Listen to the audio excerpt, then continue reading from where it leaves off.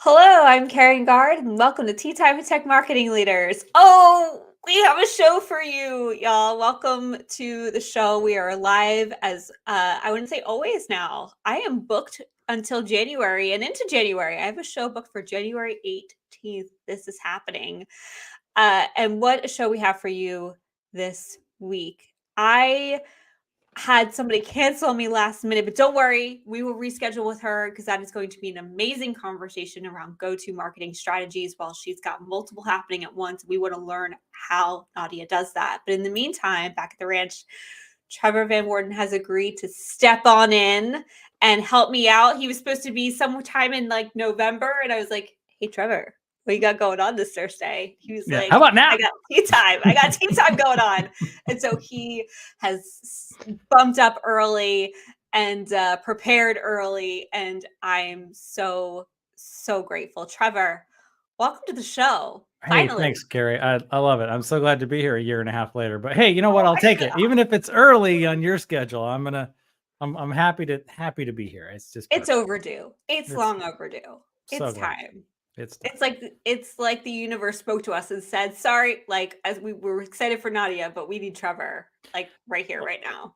And then simultaneously filled my cup with stuff that's on my mind, and relatively new stuff as well that I haven't really talked to very much about, because you know me, I'd like to talk pretty much all the time. So, you know, super great, super good timing. And I have to say too, I'm completely impressed that you are booked out until mid-January, because literally I had to take a break. I had to shelve my show. I just couldn't do it. I had to just like, wiped. So I was just thrilled like to get back on cam for a minute and be here and hang out and not have to do all the planning and do all of the stuff, right? So I'm so good with that. So happy to be here. I'm so excited to have you. Will you tell us, Trevor? I want to jump on in and like tell your story from my perspective, but I'm going to hold. I'm going to hold and I'm going to have you tell your story. What do you do, Trevor, and how did you get there? Man, that is a story. Well, there's a few stories in there. I've riffed a few times with a few people, you know, Peter Wheeler. I was laughing with you in the pre-live with Adam Mandarovich, who I was on his podcast a while back. I don't know if you've ever watched Adam's stuff, but the guy, man, he's great. And so he let me just go wild for like 40 minutes straight. And then I talk my story on the early a lot. So who am I today? Today, I am a 25 plus year seller of marketing solutions mostly. I have been in the internet business since 1996 or 7-ish, give or take, right? I don't know, somewhere in there. Back in the prehistoric days. Back when you could just literally call an agency and say, hey, you want to buy some impressions? They say, impressions? What's that? Yeah, I want some of that. Right? Back in those days, you could sell to Microsoft and just on a piece of paper. Man, that was fun.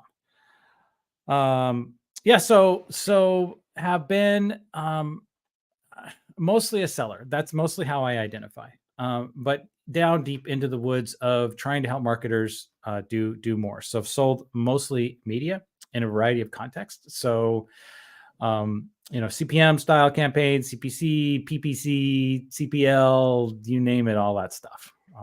Everything, under the sun, newsletters and advertorial and stuff like that. Right. So the current sort of version of all of this is the emergence of the creator, right? Of the creator model, the creator who can come out and make stuff on their own. Like, holy crap, right? I don't have to wait around for a .com to hire me, right? I could go out and just make stuff. And discovering that is part of the emerging story that I have to tell, right? So discovering that came, what was it? A year plus, May, it would have been April-ish of 22 when I popped into a Tea Time with Tech Marketing Leaders that you were hosting with Danny Wolf. And I've told this story a few times. But you and Danny are totally the double OG in my life, the original gangster, right? And it was that moment when you and Danny were talking, and Danny said, "You got to join the conversation." And I'm like, "What? What? I don't have to kowtow to my clients at every turn. I don't have to say oh, you're right, because we got to get this deal done." No, I was like, "Hey, I can have an opinion. I can say I have an opinion. I have authoritative voice at this point. Been in the market long enough." And yeah, so here we are, right? And have been kind of, continuing to bang around and have become much braver in my willingness to assert my own sort of opinions, take ownership of things, be wrong sometimes, most of the time. But hey, how else do we learn? So that's where you find me today. Embracing this whole creator movement, trying to make the most of it, trying to make it easier for creators to do what they do.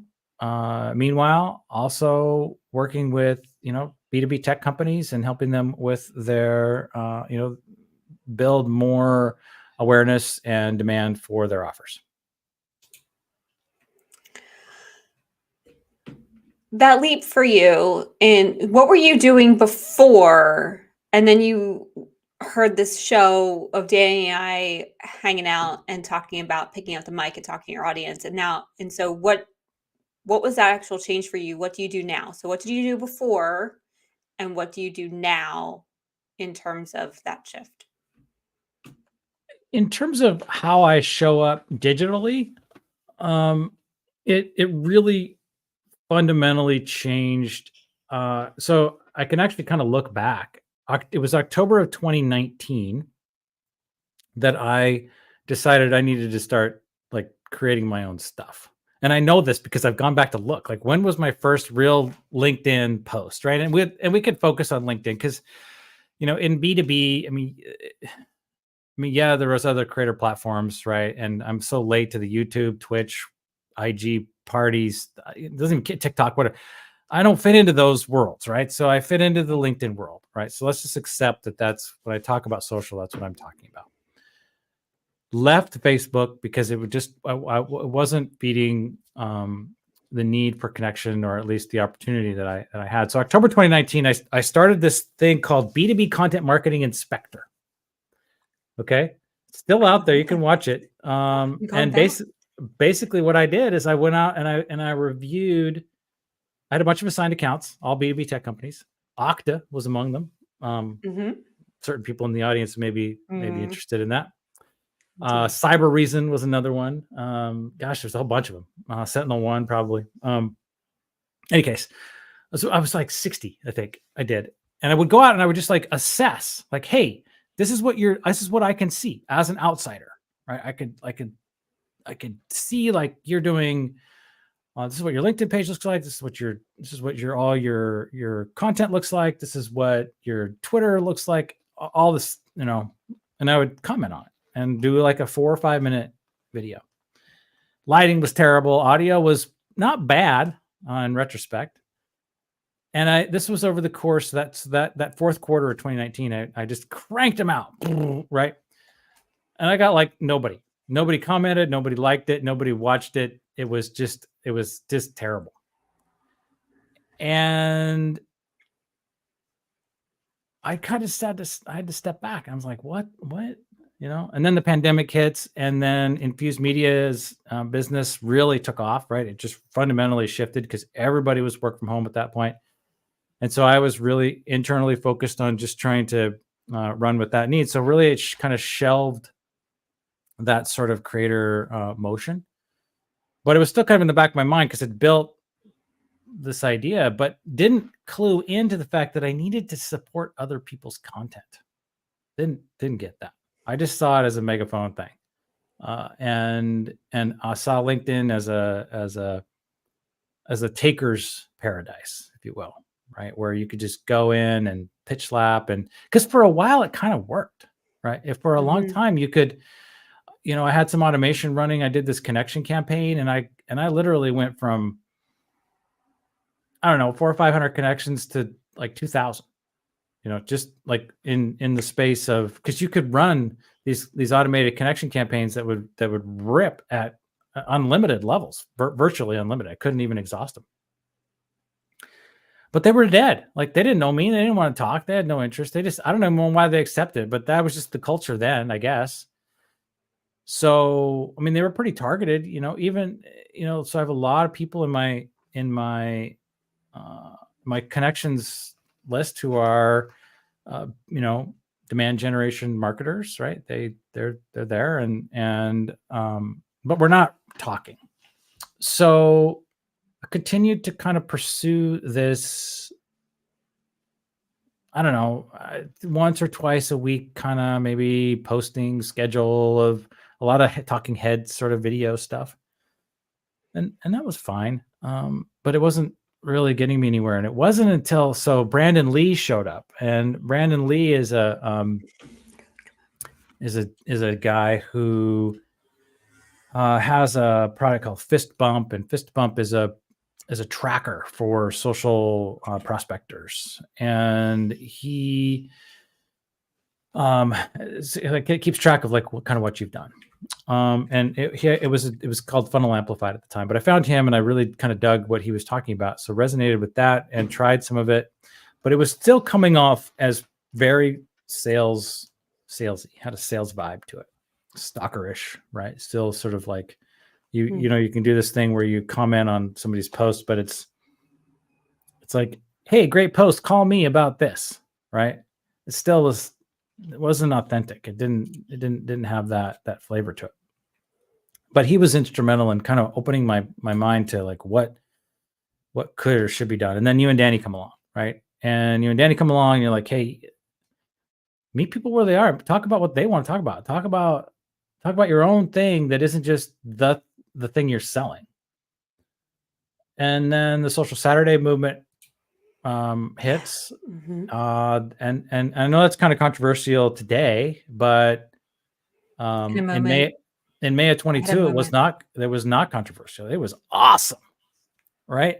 Because it represented all these people who wanted to connect, and I got to think it was like, and I think I've shared this with you privately, but it was like being in the Sahara Desert, right? For years, like crawling through the sand, like what's the water, just like dying, and like nobody wants to talk. Work from home.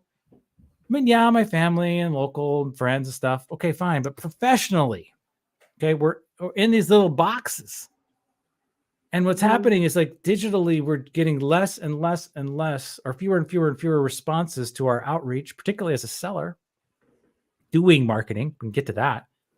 But like all of a sudden you're just like in this desert where I can't even function, and so then Social Saturday comes along and like people are actually talking. They're talking back and like, holy crap, there's life. That people want to like want to say hi, engage. Yeah. And Danny, like she says, hey, because I had complimented your thing, your tea time, and Danny comes, come watch my show. And I'm like, okay, yes, well, okay, that's so great, and it was at that point of say, wow, holy cow, there's real life people here who actually want to have real life, even if they're digital conversations, still want to have them and are interested in my take and are really here. So that really fundamentally changed everything. And then as the Social Saturday began to kind of wind down after about 3 months. So by late August, it was sort of on its kind of like, I don't know, it sort of peaked, and we were heading into fall at that time, or at least it was, on the verge. And this was just last year too. I mean, it wasn't, it was about a year ago. Yeah. It was definitely a flash in the pan, right? For me, at least. And interesting thing, kind of a side note, is that I had made friends with this dude, Kelvin Stone. And Kelvin was in South Africa, right? He was a consultant, and he was one of these guys, like I really felt like I had kind of gotten to know. He was really excited because he'd gotten a real-time consulting gig that paid real money, and he was kind of in the digital marketing space, so we could sort of talk about that. And then he died. Yeah. It was just ultra shocking. Like I was just blown away by that. And I still to this day, I probably should get counseling or something or create a community over it, because I didn't know how to deal with it. Right. I didn't know like what was the how do we handle that? Right. I mean, I didn't know him. I didn't know him in person, didn't know his family, didn't know his friends, didn't know anything about him really in his He was real there and life. he was gone. Yeah. Yeah, but we had become friends. I mean, we had traded late DMs. I knew he was kind of struggling, and I don't know how he died. I know he had a some personal struggles, and none of my business, right? I'm cut out of that loop, right? Mm-hmm. And so I have no ability. I'm not going to go to South Africa, right? I'm not going to go find out, right? I'm not doing that. So it's like, how do we process this digitally originated relationship, the DOOR, right? My sort of favorite acronym. I love that. Right.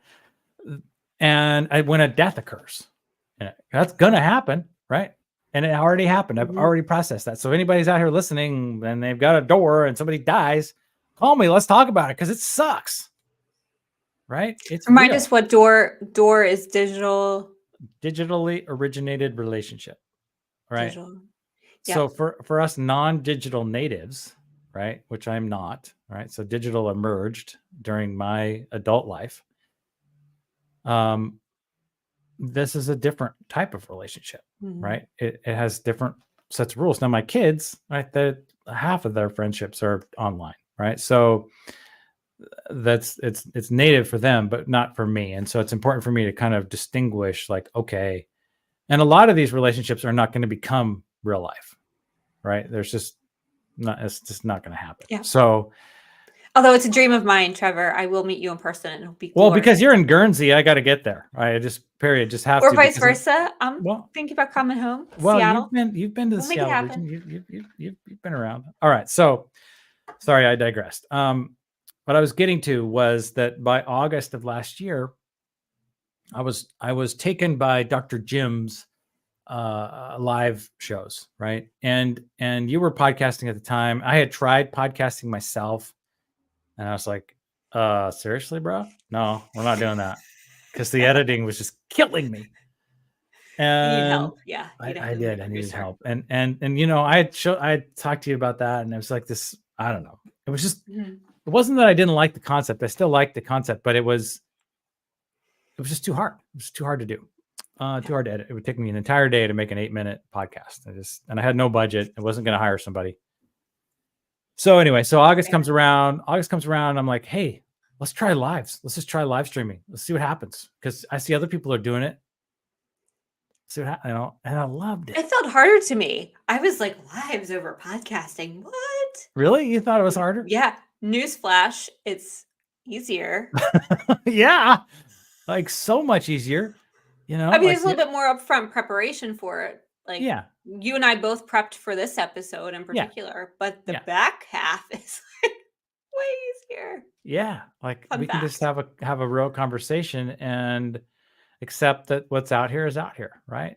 It's all good. I'm a big live streaming fan. So my gratitude goes to Stephen Eng and Julie Morey, who met me live. Actually, Julie Morey, who was my guinea pig for going live the very, very first time. I used to use Zoom to go live. Don't recommend that. Don't recommend having to hook up all the keys and all that other junk. It's very difficult. We don't want to do that. So eventually got trained on Restream by Tara LaFon Gooch, who was very generous with her time and showed me how to make it work. So hooked it up, and away I went. Did a few episodes with Zoom, but it was janky, right? It's just Zoom and LinkedIn are like they're like enemies. I jumped right on Restream. I jumped on the StreamYard train, and I haven't left. No, that's not true. I jumped into Restream for like a hot second for one episode. Okay. And then it was trying to charge me for all of like just little things. And I was like, really? Yeah. really Yeah. restream. Really, So no. I Yeah. hustled back to StreamYard pretty hard. Well, yeah. And then I actually did. I was with Restream for a full year and have switched to StreamYard now. Mainly because I like the flexibility of the canvas. And so there's a few things that one thing that I've seen Restream do, and there's probably a few other things that I haven't really figured out yet. But when I forgot to cancel my renewal, boy, they played hardball with me. And they StreamYard. did Yeah. Restream. Restream wanted the money. Like they wanted the $208 or whatever it was. Even though within 15 minutes of that renewal going out, I told them, no, we did. This was a mistake. We don't want this. They were like, no, sorry, bro. You gotta pay it. And I'm like, what? No, I'm gonna fight it. And they let me off the hook. But at the same time, it was like, guys, this is who you are. Right? This is your culture. This is how you do business. We're done. We're not gonna play that game. Not okay. So yeah. So I'm all in on StreamYard. I like this interface. It works, it's dependable. Restream's pipes are clunky. I think they cut some corners on stuff that you can't see on the front side. And it yeah, shows. yeah, That's a bummer. It is a bummer. But so you're doing live streams now. Yeah. You had 2 shows. You had the Unleasher show, which I was a part of, which I didn't really Hotness Unleasher show. What's interesting about the Hotness Unleasher show is I was invited and I didn't really understand it. And I was like, all right, I'm just going to go along for the ride here and see what happens. Yeah. And I had a lot of reservations, outsider looking in. And then you join a guest on it. And the energy on both sides is sort of this unreal magical thing that is literally unleashed, that you don't see coming from 100 miles away. And it's this energy that you can't describe or understand until you are part of it. It's wild. That's really fascinating feedback. I haven't heard that before, but that's okay. I'm in. I'll buy it. I keep going. Yeah. Well, so you have like 6 people on the show, and each person nominates 3 other people that have impacted their network in some way. And they didn't even see it. The people I nominated have never heard of this thing either, right? And then they wake up in the morning on a Saturday and they're like, my name has been called and I'm part of this thing that has over 100,000 comments. What was it that day? I think it was like 12 or 1,300 or something. Yeah, it was a lot. It was insane. Yeah.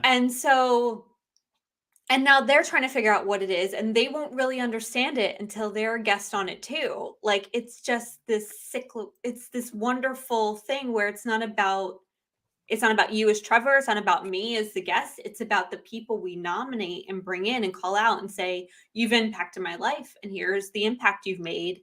And who would you nominate? And then it just keeps going and it's magical, but until you're part of it, you don't understand the gravity of its magic. That's so awesome. You just describe it that way. Cause it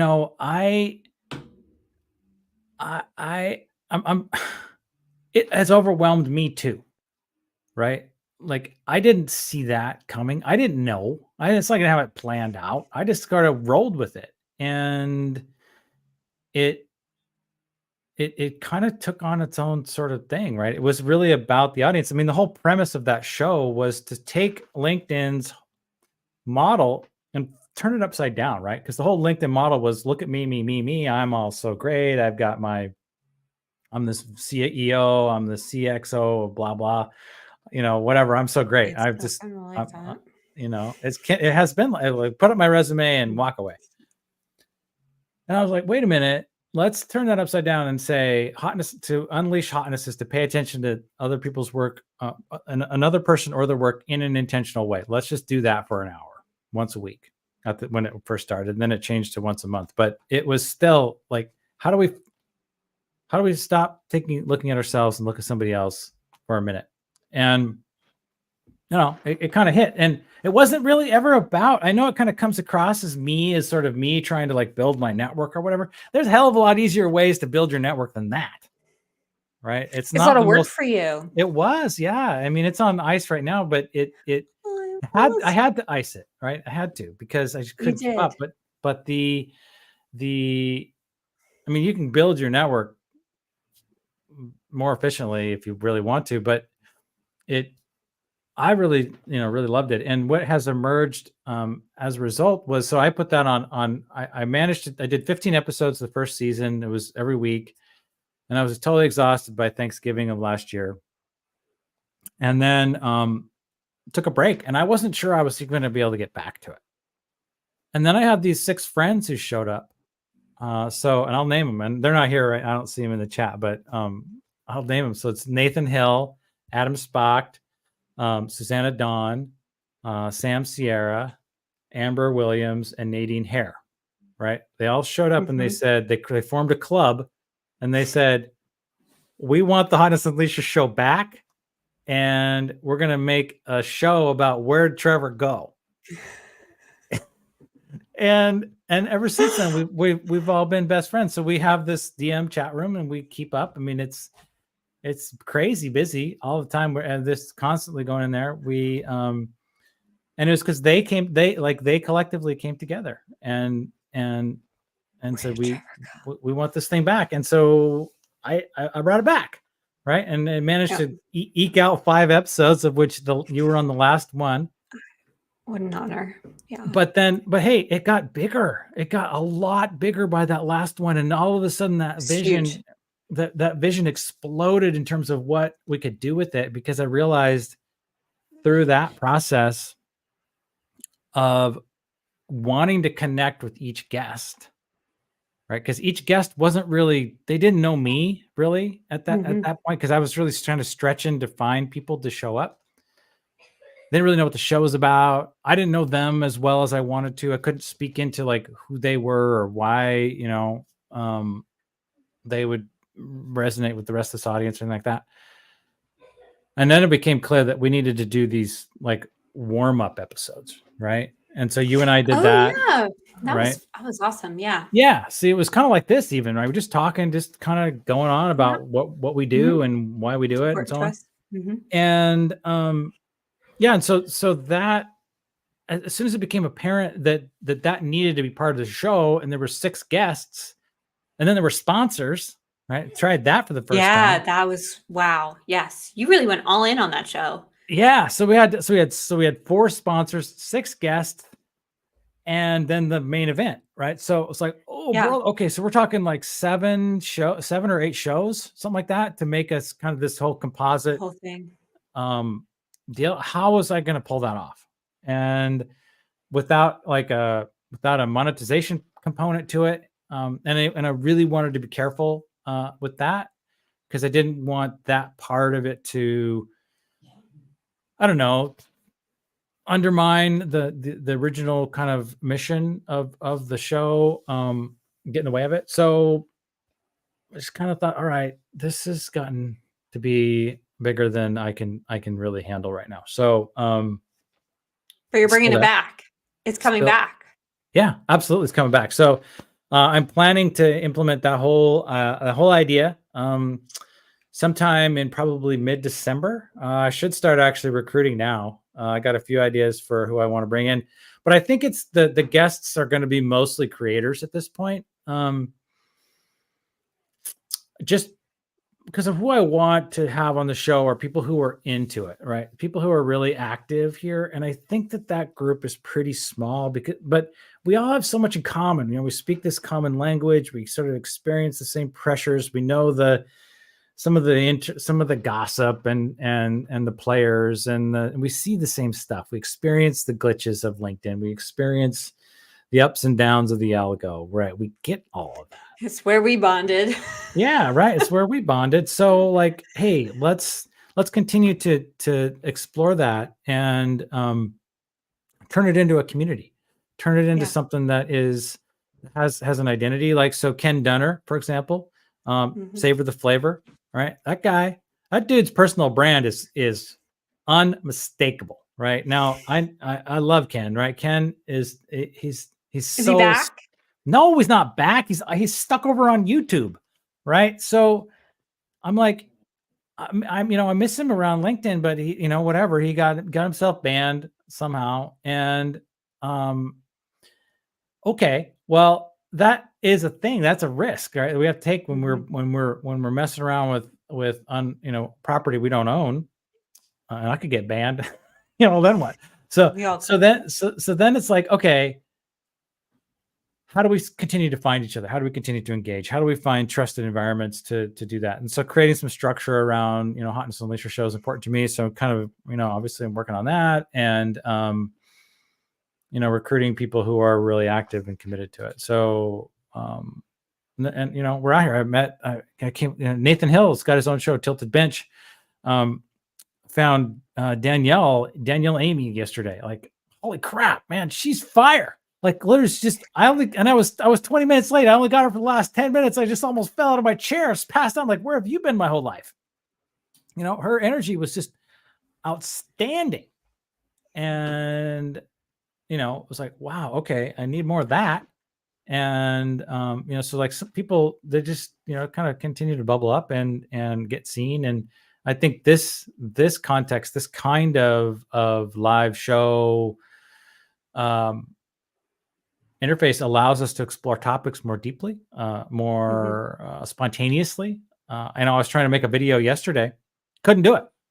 Just couldn't do it. I didn't trust that I had the right tone, the right kind of complete message, and ultimately decided I just need to talk about it honestly, like in a Q&A sort of thing, like in a dialogue, because I couldn't just punch it out with a scripted, 2-minute video. It just wasn't working. Couldn't do it. So I'm all about the live. It's all good.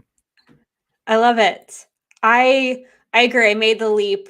I've been doing podcasting for about 3.5 years. And in April or May, Simon Chow was like, you gotta go live. And I was like, I don't know what you're talking about. And he's like, no, it's gonna be okay. You gotta go live. And I made the leap with Tara Pollock, and I haven't looked back since. And it has been such a game changer. In some ways it's harder, a little bit more pressure, but in most ways it's easier and way more liberating because we have comments. We have people here who are joining us. We got Abimbola, who's been on your show multiple times in terms of both live and in the comments. Hi, Abimbola, so good to see you. We got David Ketchen, who's joining us, and he's in New Zealand. He's one of my favorites, right? Oh, absolutely. And we're global, which is wild. Yeah, isn't it? We are totally global. So there's a beautiful thing to go live here. I gotta know, let's dive into your ethos. The whole reason why we've came to this conversation, which has really been about meaningful relationships and how that impacts our marketing and sales at the end of the day. And so you've built, with a little probing, a frame. You've been doing this for a while, but you finally put, like, I'm calling it a framework, Peter Wheeler. I'm calling it a framework. You finally put a definition around it and how you go about doing what you do to cultivate these relationships and ultimately lead as a center of influence. So tell us what that is, and then let's break it down. What's cooking? Okay, so you're totally right. So a lot of this has been true for me for my entire sales career. So starting in 1996 or whatever, when I was hired by Merck Pharmaceuticals, like, so the whole thing, that company is built on George Merck's guidance saying, like, look, do what's right for the patient and the profits will follow. All right. Super famous. Like, this is one of the all-time sales quotes, right? And I bought that hook, line, and sinker, right? I was just like, okay, that means I don't have to be a used car salesman. I don't have to do that pushy persuasion thing. I just do the right thing and we're good to go. And so I've carried that with me. And it doesn't always translate to being the super sales leader of the universe, right? But it has translated to me sustaining a career for 25 years, one that I'm proud of, and one that has kept me alive and has provided for my family. So, and one that I feel good about and I sleep well at night. So fast forward to, last year, last summer, Kate Irwin, who is lovable and divine on this platform. And if you don't know her, she's amazing. She was also heavily influential in my life. She's got this song, and I know you've seen this before, Tiger. Carrie, because it's okay. It's all right because you're in media, right? So I am, yeah. all right. So have you ever received an email from a media seller saying, "Do you have any incremental budget at the end of the quarter?" and the thing is, I've sent that email. I've sent that. Okay, and so she puts this to made it into a song. Right. So if you find her, Kate Irwin, Erwin, you put it up on you go to her her profile. She's got it up there. Holy crap. I mean, I laughed out of my chair. All right. So this is context, right? So she's talking about this book called Sell Without Selling Out by Andy Paul. And I read it last summer while I'm camping. I'm like, this is it. This is the ethos to which that I follow, that I am bought into.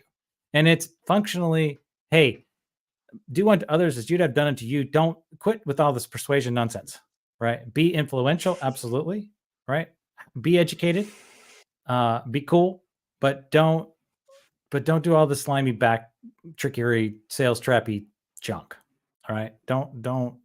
Like what? What's I mean, I think we've all felt it, but give us some examples of like it's like gosh, there's just great examples. So a sales trap is where you would say like you like drinking clean water, you like clean water, don't you? And you're like, well yeah, sure. So, and then you're like, well, why don't here's the clean water for you. And you have to buy it because you're like, well, no, I don't want that. I want this other dirty water. Right. So you get into these traps or the classic, or you get actually trapped on a bus to a timeshare presentation. Holy smokes. Where they're like, hey, you spend X thousands of dollars per year on your stuff. Wouldn't you like to spend less? Well, yeah, absolutely. I'd like to spend less. Wouldn't you like to stay at a great resort like this? Well, yeah, absolutely. I'd like to spend less at a great resort like this. Well, then here you go. We're like, well, shit, I didn't want to spend $15,000 today. Well, why not? This is what you said, right? Right. And yes. So it's that kind of stuff, right? Where you trap you set people up to listen to me into agreement cycles, and instead of actually just solving the problem that they have when they want to have it solved. So I actually went out, I had it on Kindle, and I was on page 52 or 50 something of his book last night, of Andy Paul's book. And it was the one question about why you. And this really has kind of come back to me. And it was why, like, I have so many options that I can buy, particularly like in SaaS, for example, right? We have like so much commoditization, so many tools do very, very similar things and perform very similar functions. So why should I buy it from you, Trevor, you, Carrie? Why should I buy agency services from you, right? Or whatever it is. And that really got down into me, right? Last summer, I was like, oh, why should they? Like, why do they care? If I'm just acting like a sales guy who's just doing sales guy stuff, even the social prospecting piece, what was different about me? What did I bring? What was my personal differentiator in our market to make people want to say, well, yeah, I'd rather buy from you, Trevor, in a lead generation, right? Buy Infused Media than, from somebody else who's selling, something that I can't really discern to be, different. And why would I do that? Well, because I've gotten to know you, right? I've gotten to know you digitally. And so that's kind of been the impetus for a lot of how I show up here, right? Which is to be as authentic as possible. So when we that's this ethos of treat people right, treat people and solve with respect, and know that they're coming to a conversation with a prepared, right, with an idea of what it is they need, what the problem is that they have, and with a lot of research already done. So park that. But you gotta get them to that conversation Well, though. see, that's the thing. And so as I started to really kind of dive into this, I was in a conversation earlier this week with a friend who was talking about some enthusiasm for the Challenger sale, right? So the Challenger sale or the Challenger sales model methodology is a recognized framework or method. And I use those interchangeably, even though technically they're not, but process, if you will, an approach to how to sell. And it's based on this idea that you take control of the conversation and that you challenge your prospect to think differently about the problem that they have, and then you can guide them to your solution, kind of let them discover that your solution is the one to Sounds purchase. so manipulative. Well, it done well, it doesn't come across. You take this role as a teacher, right? You're teaching them and it's intentional. Okay. And so to the degree to which it's intentional, it's perhaps manipulative. But they're all kind of manipulative in the end, right? So the idea then is that I was like, okay, wait a minute, guys. I was trying to like make peace with this. And I couldn't because what it didn't do, none of these, and I went out, I found this great blog on HubSpot, right? There are no fewer than 12 sales methodologies, right? There's spin, neat, conceptual, snap, challenger, Sandler, medic, solution, inbound, target account, command of the sale, and gap selling. Okay. Like that's 12. And that's just a list that HubSpot found. And if anybody's going to find a good list, it's going to be HubSpot. Yeah. Okay. Great. It's totally credible. Yeah. So I was reading through those and I'm like, wait a minute, this isn't jiving, because one of the things that I have been saying for the last, I don't know, forever, has been the sales sourced opportunity mandate. Okay. So basically saying like, look, sales, you got to go out and create your own your own ops. You got to go find your honeypot. You got to go find your honeypot. We got a marketing team here, but you know what? They're not accountable to your honeypot. You're the one. You got to drive it. And if they're not doing it, not our problem. You fill your pot yourself. Okay. And you got to make peace with that. So, and I've struggled with that. I have struggled with that because I think that represents an over investment in sales capacity relative to marketing. Okay. So marketing's ability to fill this, to keep sales running in front of a demand curve, I think is a healthier environment.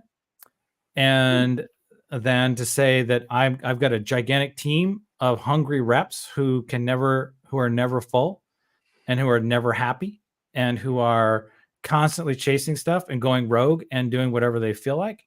I would much rather have fewer reps who are just flat out working 20 hours a day, making money hand over fist, happy as happy can be, and just killing it. Okay. That to me is awesome, but that's not happening. Okay. Nobody's buying that. Nobody. Okay. This idea that sales carries its own opportunity creation pipeline is a big deal, and I think is permanent.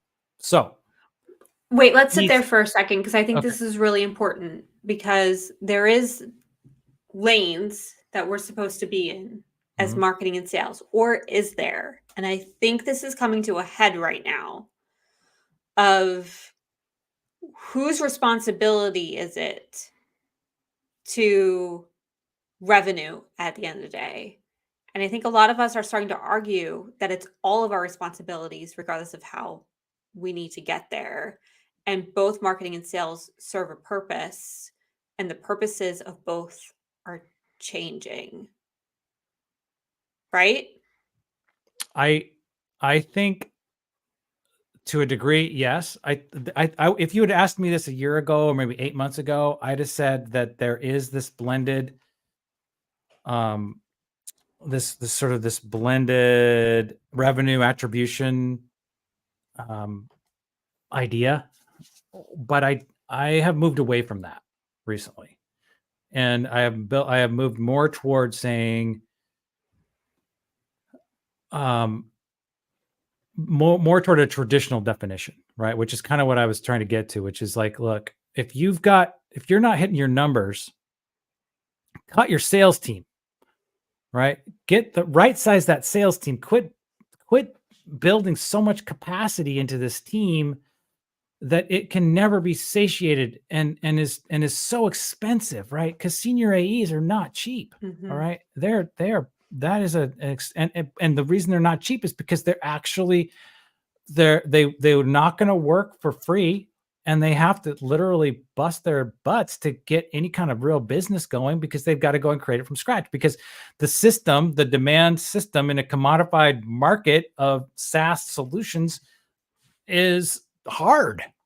All right, especially if you're in the whatever the lower third Gartner quadrant, right? And you're hustling against somebody who's at the, I mean, these things are real, and or a product that doesn't really solve a problem. Okay, it's got a set of features. Okay, I mean, these are things you got to deal with. So I think that if we're gonna back into, we all need to share this revenue number, then we need to hold product more accountable. We need to hold the executive team more accountable. We can't just throw it all at the feet of GTM and walk away, right? Go to market, because that's not fair, right? We have to own that the product isn't well made. It's not solving a real problem, or it is, and great, we can hustle. And that success shouldn't all be laid at the feet of GTM either. Gong, all right, that whole GTM team does not get to take all the credit. Product gets a lot of credit for that thing. All right. Salesforce, Google, right? Any of these tools that came out, Outreach at the time, right? When it came out, I mean, it was awesome, right? It solved a huge problem. It was a great product. I'm not going to say, and so when we divorce product from the whole outcome set, I don't think that that's fair. So I said a lot there. I don't know if I really hit it. It's fair. No, but it's fair. I think it's not just putting all of revenue on marketing and sales, but looking at it as a collective, as an organization, and saying, how are we as an organization going to meet these goals, and what's all of our collective responsibility and accountability to make it happen. And I think that it's a lot of pressure on marketing and sales that maybe product and leadership feel. They just keep pushing marketing. They think marketing and sales is the answer. And it's a yes and, like, it can only be the answer if the product is solving the real problem that it's supposed to solve, and is there an audience, and is there a product market fit, and sometimes that's lost. So I think that's a good question. And I think that from a business standpoint, we need to ask, is our sales team fully tapped? Right? Is our sales team, are their calendars fully booked? Right? Are they struggling to keep their appointment slots filled? Right? And if the answer is yes, then we need to be either cutting back on our sales team, or we need to be doing more marketing, or have a better product. Right? Because this is kind of where I was headed then. And if the answer is no, that we actually do really truly want sales to be out doing one-to-one marketing, prospecting, also known as prospecting, cold calling, okay, then these sales frameworks, that we just talked about, Snap and Spin and whatever, Challenger, don't matter, because they're not accounting for what it took to get to the table in the first place. Right. All right.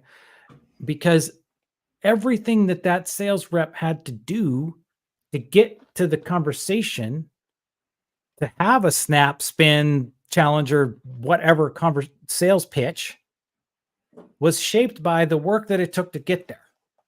So I can tell you right now that if I got a referral, that's a totally different conversation than if it was an inbound, which is a totally different conversation than if I went out and I I was able to create a connection somehow on LinkedIn, which is a totally different conversation. I met somebody at a trade show, totally different conversation. Right. So all of these frameworks are all kind of up in the air all the time. Right. So, and none of them account for how did we get there? How did we get to the opportunity? So to your question, long answer was Bridger, right? That's what came to me yesterday as I was trying to encapsulate, like, how are we going to approach this? How do we take the sales methodology frameworks? Can I use those two words together? Methodology framework. Anyway, ethos, all the things. Ethos. How do we take the ethos of Andy Paul, right? The sell without selling out. How do we take this? Just be cool, right? Don't manipulate. Be influential. Be authoritative. Solve problems. And combine that with, holy smokes, your approach at the table is influenced by how you got there. Okay. And so the first idea was bridge, right? And so I went out to ChatGPT and I said, hey, ChatGPT, got this idea, got bridge on my mind, right? I want to go because the sales rep is having to bridge this chasm, right? Of buyer over here, product over here. And our job is to somehow bring them together. I like to say we facilitate the transfer of value between parties. Okay. So we're doing that. Okay. And how do we bridge that? And so I went to ChatGPT, said, bridge. Okay. Can you give me here's the thing I want. Here's my word. Can you acronymize it? Right. and ChatGPT is so good at that, right? It's so good. And it did, right? And as I was going through this, I was looking at its first responses. I'm like, you're kind of missing collaboration, co-creation, which are really, I think, key to this ethos. And I was like, and then responsiveness. Then it became Bridger. And so Bridger, I think in my mind, was a more of an active, right? It's like, what am I as a sales rep doing? I'm not a bridge. I'm a bridger. I'm facilitating this connection, this making a bridge and making it all happen. So I kind of got excited about that. And so it's an acronym and I'll kind of lay it on you here. So it was. Yeah, hold on. Before you get there, I want to be really obnoxious. Okay. And call out because I think this is a huge shift that's coming. We're totally going to run over, folks, but don't worry. We'll put it up on all of the things. We'll make clips out of it. You will have it in all of the ways. So you don't have to sit here for an hour and a half because we will run over and it's going to be glorious. I promise. I want to sit here for a second. And if you're here with us, please comment because I can't see you unless you're in the comments and you're hanging out and you're asking questions and you're having your own conversation. So get in there and make it happen. All right.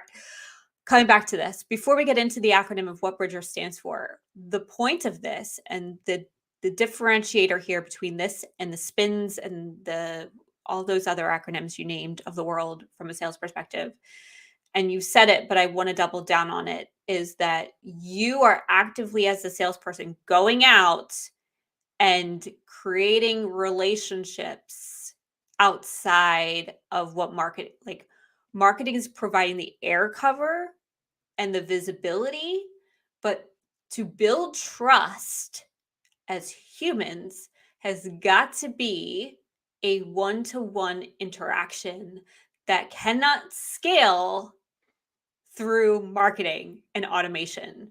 It has to come from human to human interaction. There's some marketers who are going out there and doing it really well. And you are one of the salespeople that I've seen do it and do it really well. And I love that you've created an ethos around how to help other sales folks think about this. Get out of your lane, get out there and make relationships and figure out what people need. And I hate to break it to y'all, but you might not be the solution. And that's okay, because if you can point people in the right direction of the solution that they need, they're going to remember that it was you that helped them, regardless of making the sale. So, okay, I'm off my soapbox. Coming back to you, Trevor. All right. I want to expand on two things you said. So the first thing is relational, right? So the relational thing gets beat up because Challenger says the relational seller is not as good as the Challenger seller. Flat out, point blank says, boom, if you're a relational seller, you suck. Okay. So that is an issue in this whole sales framework, universe that we live in, right? Well, So you're not supposed to create relationships? That's what apparently not. Apparently not. Apparently, by the time you get to the table, you're not supposed to be creating relationships. But how the hell will you get to the table if you didn't create a relationship?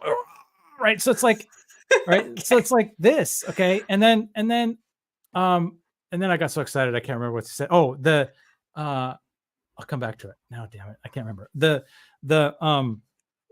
You said something else really good. Dang it.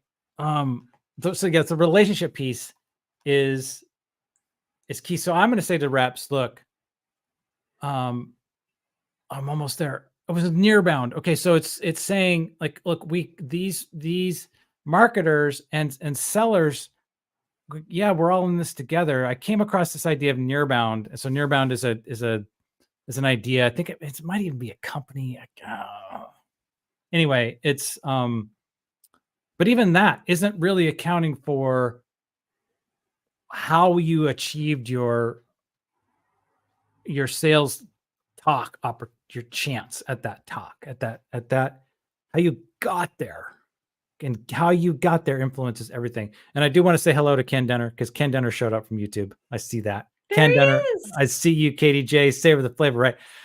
Ken Denner he's the best. All right, so and we got Ramathula as well. Yeah, I don't know Ramathula, so we're good there, but I love it. All right, so Bridger is this idea that we can take all this great stuff, right? These components of Challenger that we like and other things that we don't like, and we can challenge Challenger, right? We can, think about frameworks. We can think about how we're going to do our demo, how we're going to listen, how we're going to do discovery, not ask dumb questions, actually ask intelligent, have conversations, treat people like humans, but also account for what it took, right? To get that to happen. And so to your point, yes, it's tough battle. It's a tough battle. And it's a digital, we're living in a digital context too. So, I was on the Whiskey Wednesday call after party last night, and Topher Evans blew out his number. All right, he's a sales guy out here. He's kind of in sort of parallel communities, and he did that by actually going in person because he has a limited geography to his accounts. Right? Old school, totally old school, and that's coming back. I promise that is coming back, because it is awesome. the challenge of for the digital seller is that it is infinitely easier to just not reply, right? To outreach, right? How does a digital seller deal with that, right? How do you just try, write the perfect email, perfect subject line, this gets talked about, and then nothing, even to establish contacts, even to establish prospects. Why is it that they just gone, mm-hmm. right? This disappear? Because it's easy to do that, and it's easy for that client, that prospect, to, even once established, can just detach instantly. And it's much harder to do if you're in person, which is really that old school method, right? But you're in Guernsey. What sales rep is going to call on you in person? None, ever, right? If you're in London, it's a totally different story. Right? Totally different story. You'd have reps crawling all over you. If I tell you what, if I was a media rep, I'd be living in London right now. That's where I'd be. But if I wasn't already established in my little digital office here. But listen, Bridger is this idea that go ahead, have your ethos, have your framework, have your thing. But if you're not accounting for adjustment based on how you got to the table, then you're missing 80-90% of the entire puzzle. Even if you got there because the PE firm, had a relationship, right? That's going to be a different conversation, right? Or a VC or your founder introduced you, or is your college chum. These are all different. The scripts are dead. You can't follow. You can't just show up to any conversation with the same script. You really got to. No. You do. So let's talk about the Bridger method then. Okay. And because it starts well before you get to the table. Yeah. So where does it start? It starts right there, right? It starts with B, right? So B, a little ChatGPT. Isn't it so great when it can just help, right? So this was so I give the concept, right? So B, so build, right? So that's what that stands for. It's build. It's forge that genuine trust with prospects. And you set out like, hey, look, I'm not going to manipulate you. We're not going to do that, right? We're going to build a foundation of trust, however that comes. If it's a referral from your money, from your VC or your PE firm or your founder or whatever, or if it's old college buddy, or if it's personal friend or whatever, you're gonna build that trust relationship. All right. So then the R was like, okay, that happened. Right now we're at the table, right? So now we're gonna dig into what the unique challenges are. We're gonna show empathy and understanding. All right. So then the I is going to inspire. So this is coming from Andy Paul, but it's also kind of the challenger sale a little bit, which is like you want to dream bigger, right? You had a problem, but now the sales rep's job is to kind of expand that, right? Like, what is that ideal outcome? You got the pain and you got pain behind the pain, right? It's like, what's the real, can we really attack the fear? Issue. Yeah. Right. So where's peel back the onion?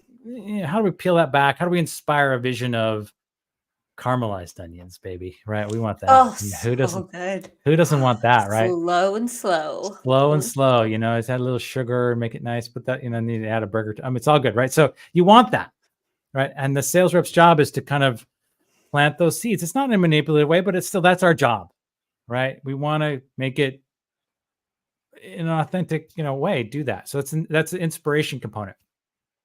Discover, right, is kind of stepping back a little bit, but still actively listening and really making sure that are we on track? Okay, we can inspire all day long, right? But if that ain't gonna fly, it's your $15,000 dream of a timeshare. Okay, yeah, I want that. Oh, I don't have the money.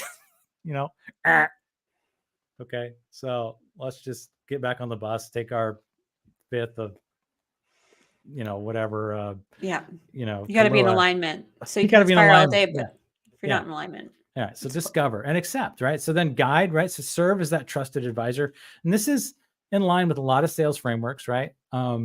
Challenger among them, right? You have to be the guide, right? You don't want to be the hero of the story. Your client is the hero, right? We get that, right? They are solving their problem. You're just guiding them kind of along. You're the Obi-Wan. Luke is the hero, right? It's like these are old, and well-established roads that we travel on. And then we want to engage, right? So engaging when we have the solution, we're at the table, we've got agreement, we've inspired, they want to do it. Okay. Then we collaborate and we fill in all those blanks. We are able to address the details, right?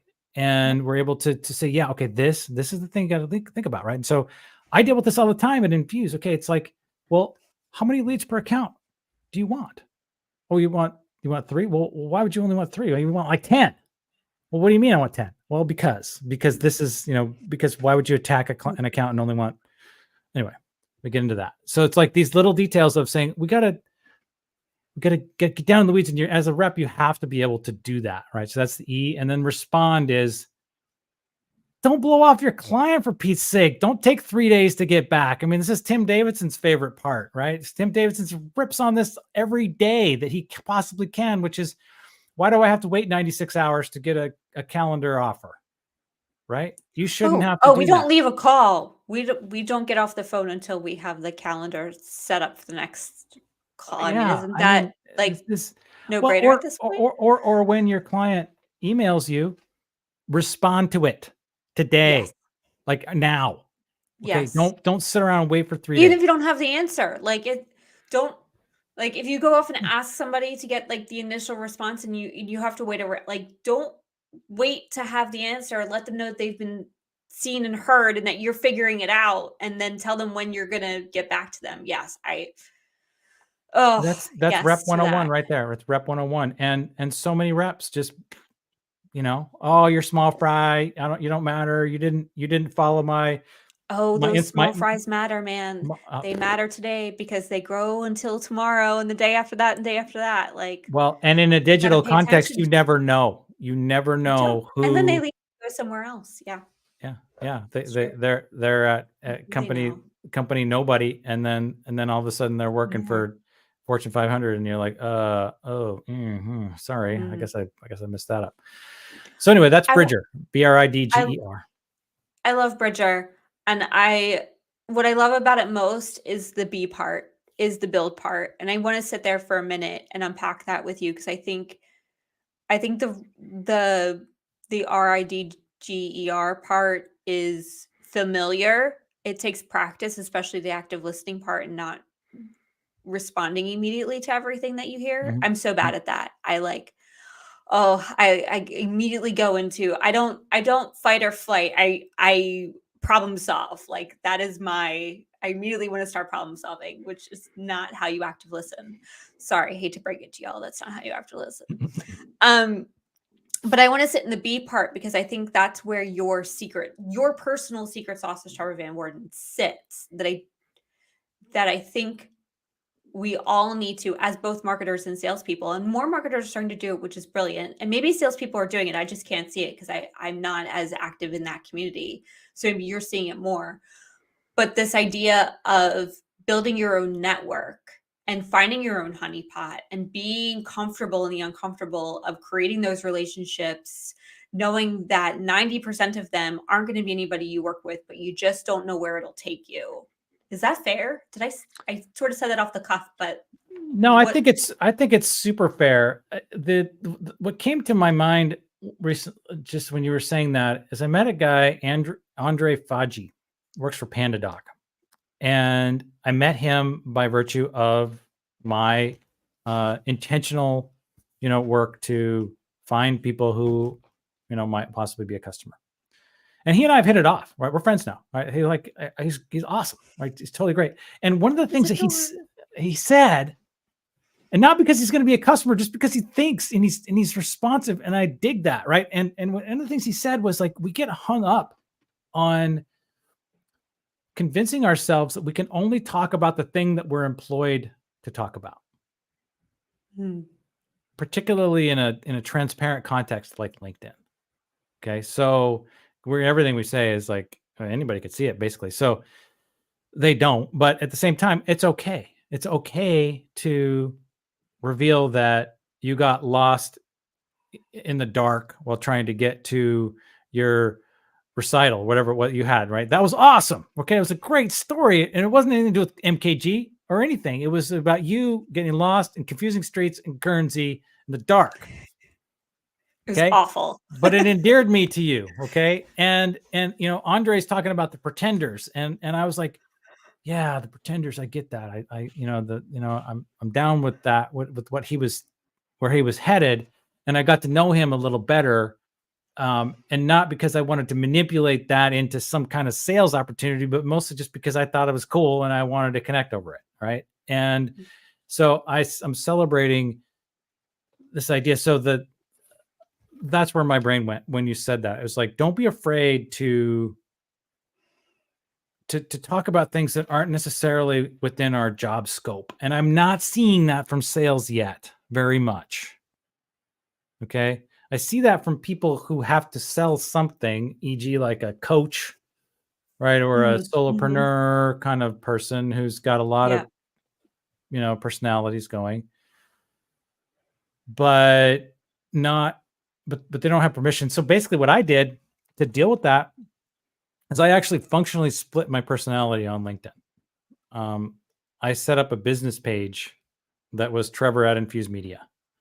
And so that allowed me to have a singular sort of focal conversation about demand gen, about those kinds of topical, on point, like why I was there, why I was relevant to that conversation, so that person didn't have to like connect all the dots. But then I could also say like, hey, if you wanted to connect dots. If you want to go there, come over here to my personal profile. I'm talking about everything else. I'm talking about my physical fitness challenges, talking about live streaming, talking about whatever, talking about kids and other stuff, within a safe context of owning a van, all the things. Yeah, all the stuff. Owning a van, minivans, why minivans are great. Getting tea thrown into my window. How appropriate. Yeah. How freaking appropriate. That was a day. But I think those are the conversations, those are the moments that make us human. And so I think there's two sides that you're talking to here. One is the engaging part on actively listening to the people who are telling their stories and and engaging in those in an authentic way of from a vulnerability, authenticity, and even your own, connection way of like adding to that and experiencing sharing of your own experience of something you may have gone through in relation to that, right? Joining the conversation, as Danny so eloquently put it almost a year and a half ago at this point, Yeah. Yeah. right? So join the conversation that's already happening. And then on the flip side, something that you do so beautifully is creating the conversation, right? So that's what Hotness Unleashed has been. That's what the early has been, is your way of bringing, and that's what tea time is for me. Tea time isn't about, I try very hard not to make it about me. Can't Mhm. help myself but to experience share because I'm human. Yeah. But it's really about the guest and their experience and what they bring to the table, right? And amplifying those voices and creating those opportunities for our audience to be heard. And so I think it's got to be both. And I think it's really hard to ask salespeople who've been stuck in these frameworks for so long to give them permission to break out and to step on marketing's toes Mhm. and go create one-to-one relationships and build that trust. So marketing can create the air cover for you. But as a salesperson, like you're the hero at the end of the day that gets to go build that rapport and help people find the thing they need to do their jobs better. And that might be you, and that might not be you, but at the end of the day, they're going to remember the person that helped them get there. Yeah, I certainly hope so. Gee whiz, right? I mean, that's the idea. Like, we want to be remembered. We want to leave, some good, some good crumbs, right? And even if we didn't get picked that time, we want to, like, Mhm. yeah, I contributed positively to this outcome. And yeah, even if I failed to get the deal, right? So that was our topic today, right? Your post today. Like, I didn't get the deal done, but okay, well, what did I do? How did I contribute? Did I contribute at all? And if I did, then I can feel, I can take some respite in that. And how can maybe I get the deal next time? And if I'm cool, then there will be a next time. I can have faith in that.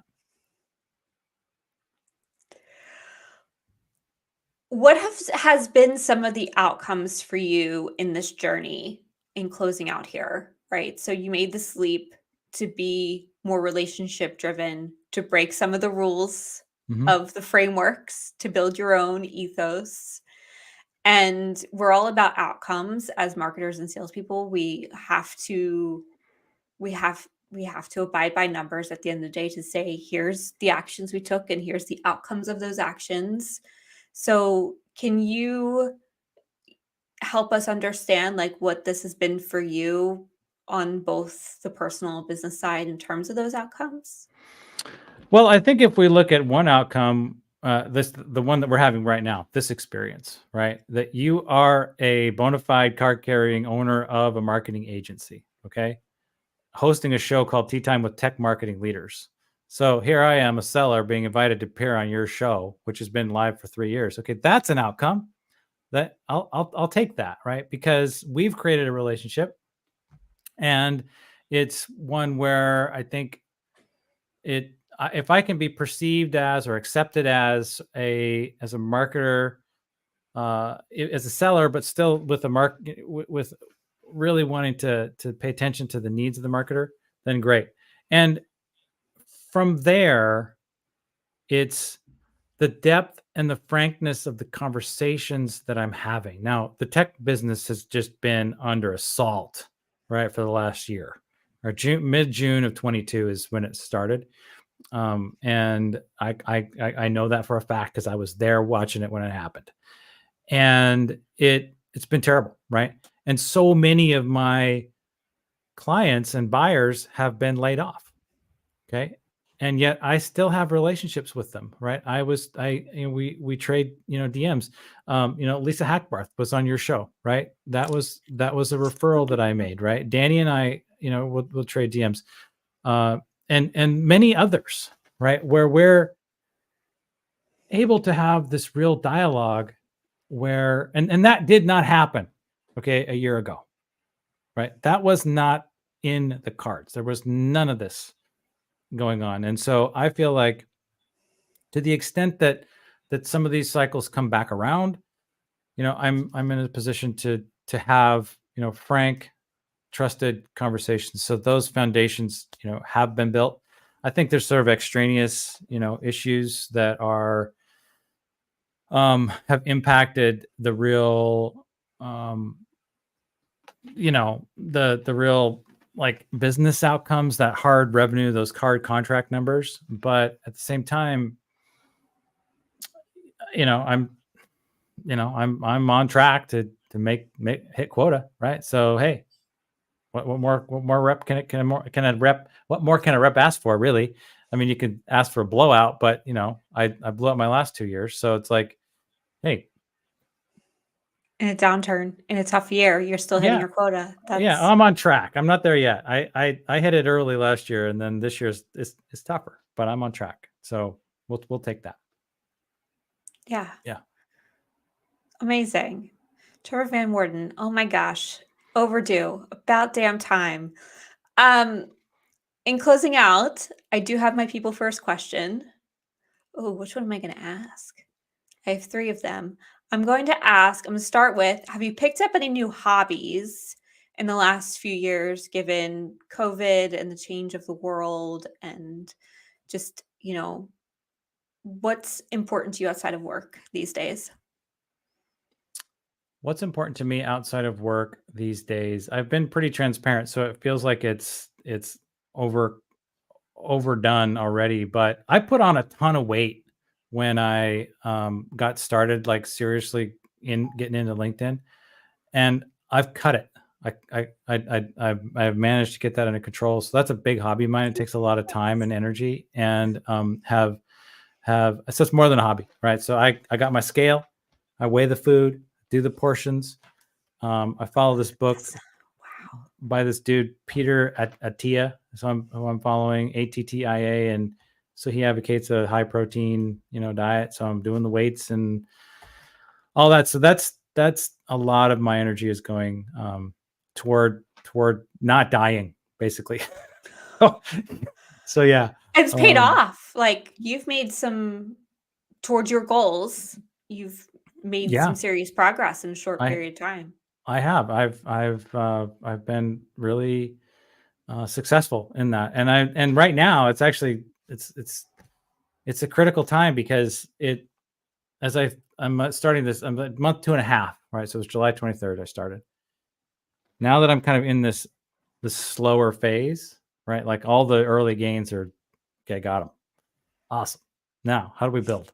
How do we keep going when it's going to get tough? Because I've got birthdays, I've got Halloween, I've got Thanksgiving, Christmas. I mean, you name it. There's lots and lots of obstacles here. So I'm into it, right? So I bought my Rogue Echo bike, my the air bike, right? I got that.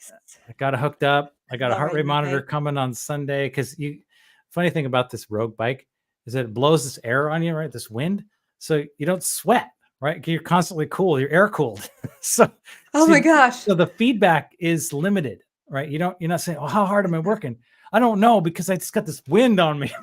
I'm in a turbine. Like a video. It's like here. Yeah, it's like that. So, and my daughter was on it, and her hair's long. It was just like she's out like this. So anyway, that's it. That's a hobby that I have. I'm deeply invested in right now. Oh, what a dedication. It's a battle. Because it's getting started, which is always the hardest of any new goal, and then sticking with it when it plateaus or doesn't quite make the gains that you're like, why is this not happening the way that it was? Yeah, how come I'm not doing it so fast anymore? Where's my 2 pounds a week? Why did I gain? Oh, what happened?